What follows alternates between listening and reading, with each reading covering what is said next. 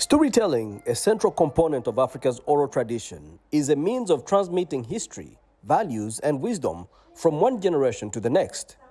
But beyond entertainment, the Falomos say that it is a way for African children born in the diaspora to learn and connect with the values and culture of their ancestral home. Making it important for us to know that it's important to work hard. And when you work hard, there are rewards for hard work. Making sure that we understand the value of respecting elders within our culture. Making sure that we even speak our language, right? Those are the things that, and education as a whole, those are the values that my father instilled within me. And he used some storytelling, some emulation within just looking at his life and just how he lived his life to actually tell us.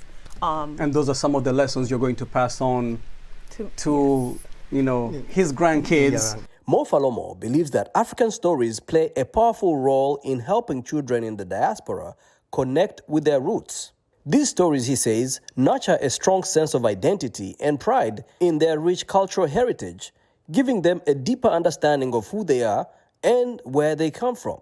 I wanted to ask you, Mr. Oluyemi, growing up in Nigeria, who was the storyteller in your family? In my family, storytelling came mostly from grandparents when you go spend time with them.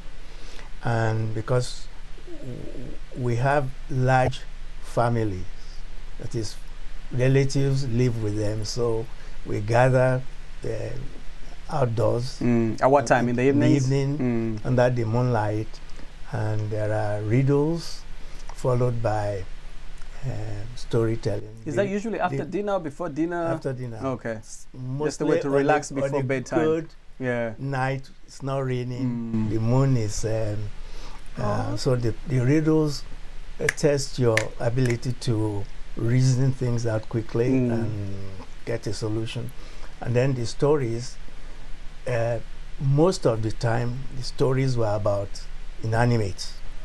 The turtle, the hare, comparing speed and strength, or slow but thoughtful. Yes, the turtles, those fables. The fables are mostly what we heard.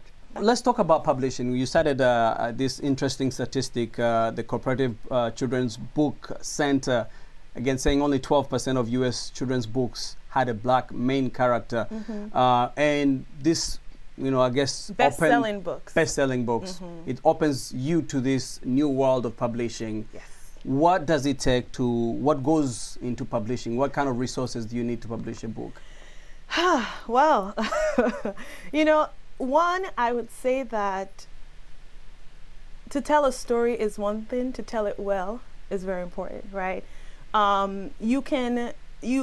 The medium with which you tell the story, the quality of the book in itself, the illustrations, the colors. So from the beginning, it was finding an illustrator that was, one, African, specific to us. She was actually Yoruba, so she understood some of the cultural nuances. The second part is working and reiterating this book multiple times to get the version that spoke to the level of quality. That captures the essence of the story. What has that meant for you working with him closely on this project? Sorry. I love this guy. So it's actually meant a lot to me. You're getting a little emotional about it. Sorry. My dad's done a lot for me growing up, and just his consistent show of love and care. So to be able to give of my time, to be able to give back to him I'm grateful to God that he's alive for me to be able to do that for him, right? I feel like this book is part of his legacy, and just the ability to walk alongside him in bringing his vision to life is a blessing within itself. So it's been a journey. My dad's a good listener. So because we're feeding off of each other and changing elements of the book, because I was like the primary editor, right? And so with editing this book and getting it to where it is, he's kind of listened. He didn't go, oh, you're changing my story, or this is not, you know. So it's been a collaborative process. It's definitely been a collaborative process.